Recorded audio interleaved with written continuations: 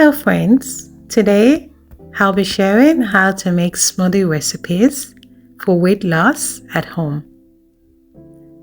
The ingredients I'll be using are half a pear, 1/4 cup of blackberries, half a cup Greek yogurt, half scoop vanilla protein powder, half a cup coconut milk, juice of 1 lemon, and ice cubes.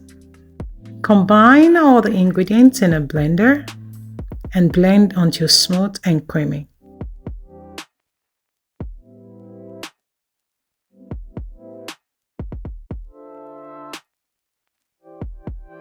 Serve cold and top with extra blackberries if you like.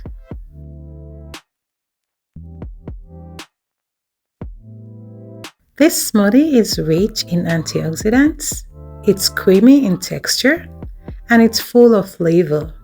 Perfect for a light breakfast or mid-morning snack, and it is just under 220 calories. Thanks for watching, and I'll see you on the next one. Goodbye.